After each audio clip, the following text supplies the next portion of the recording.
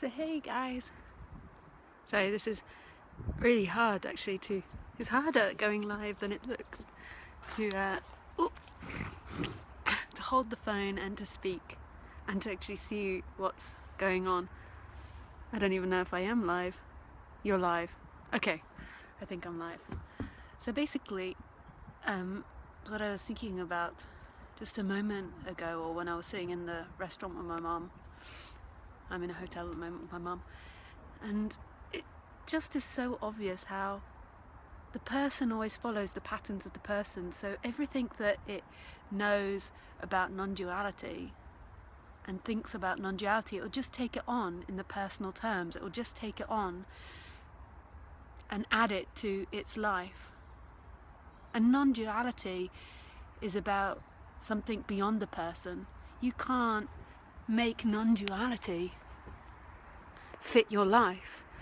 As a person, you have to be the person, and what the person will do is it will use the idea of no doership, it will use the idea of no time to fulfill its dynamic. So if the person has low self-esteem, it will use it to carry on not making its life, not doing its life, and avoiding life, and using the idea of the ego and the idea of removing the ego to carry on beating itself up.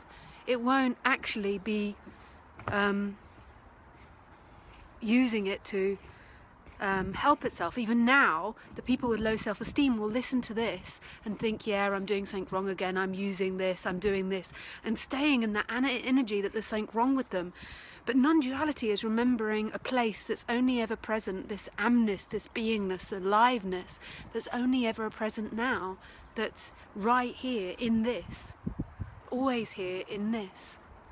And that's got nothing to do with your intellectual understanding. It's a resonance, it's a heart resonance with this, with what's being spoken about now. It's this remembering of love, of what you've always been, that love that you had, that excitement that you had as a child, that freedom that you had as a child.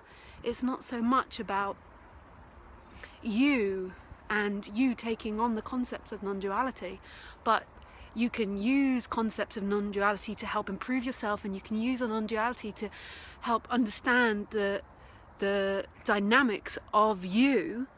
But don't use non-duality as a new method to live by, as a new way to solve your problems, because it won't solve your problems. What the person will do is carrying on using it to be the person. It will carry on using it to stay victim, to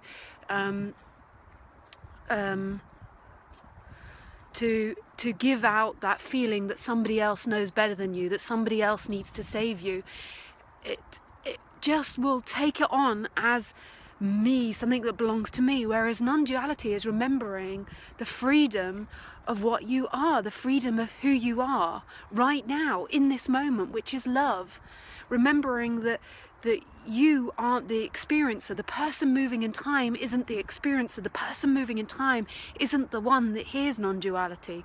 The one that hears non-duality is beyond that. The one that hears and experiences everything is beyond the personal dynamics. Most people listen to non-duality and they're listening to it through the mind, through the person, and trying to fit it and put it onto the person and put on new clothes. That's why when people get into non-duality, they love the whole kind of Indian thing and the ashram thing, because they can wear all the Indian clothes, they can dress up like they're non-dual, but it's all bollocks. Non-duality doesn't belong to the person. Non-duality is beyond the person.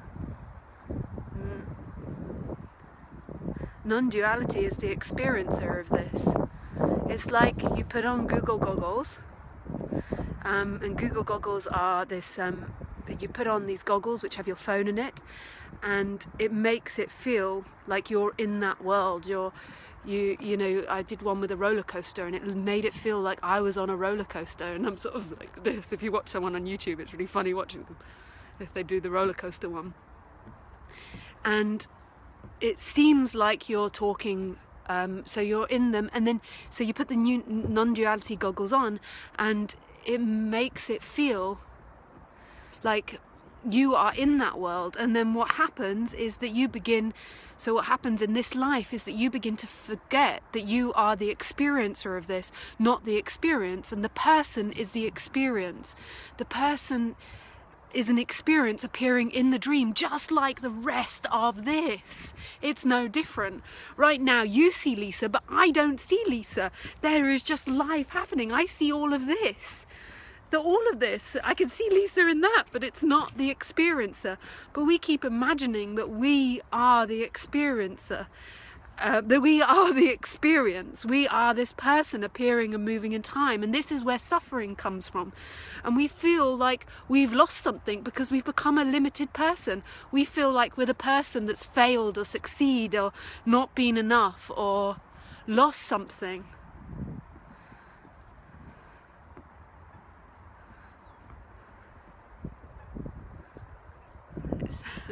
But you never lost something. When you feel like you're someone that's lost something, when you feel like someone that's failed or done something wrong, then it's so intense. Where actually you've always been the experiencer of that, this pure, beautiful emptiness. It's hard holding the phone. Your arm begins to ache. It's so amazing now that we can all speak to each other.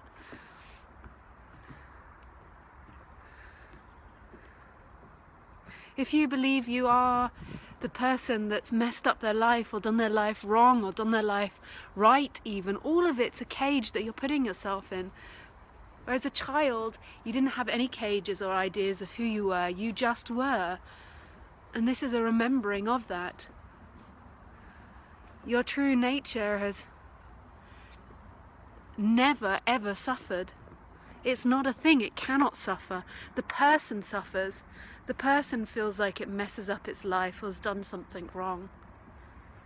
But you, who you truly are, the one that's experiencing this, never suffered. It's like the sun. So where is the sun? I don't know if you can see the sun. You must be able to see the sun if I'm holding it there. I can't really see because it's so sunny. So it's like the sun. So the sun is light, it's burning gas, and it produces light. And who it truly is this light, and this light is non-definable, but it's like this energy gets put into that sun, and it believes that it's just that round ball. I am a round ball.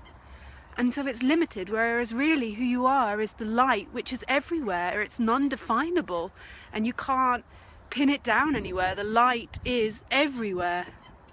But it's like believing that it's that tiny ball in the sky. It's become a limitation, and it feels uncomfortable. It feels like it's lost something, and it feels like it's caged. What we do as humans is we try to find the end of the cage in what we do. So we feel limited to this body, and we try to find it in expensive hotels or in beautiful views, or in lovers, or in people, or in teachers, or in gurus, or in being a certain way. And it's never found in any of that. It's found in your essence, which is everywhere. But don't use non-duality to fix your life as a person. It's like the sunlight, so that light, so the freedom is that it's the light is everywhere. But it's like that ball trying to use this concept that the light is everywhere to fix the ball, and you can't. The ball has to be the ball. The ball has to be the shape it is. It can't change the shape it is. Or maybe there's slight changes and variations in the shape, but it has to be the pattern it is. And then the person that thinking tries to use that, whereas non-duality isn't intellectual at all. Even though it might be presented intellectually, it isn't intellectual.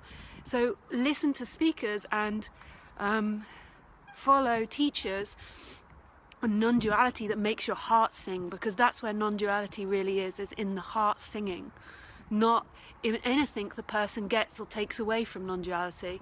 And the heart singing is total mystery. It's total what the fuck. It's total intimacy with what's happening. So Okay, well, it's getting cold out here now, so and my arms are beginning to ache, so I go. Lots of love. I don't know how you turn it off. Bye.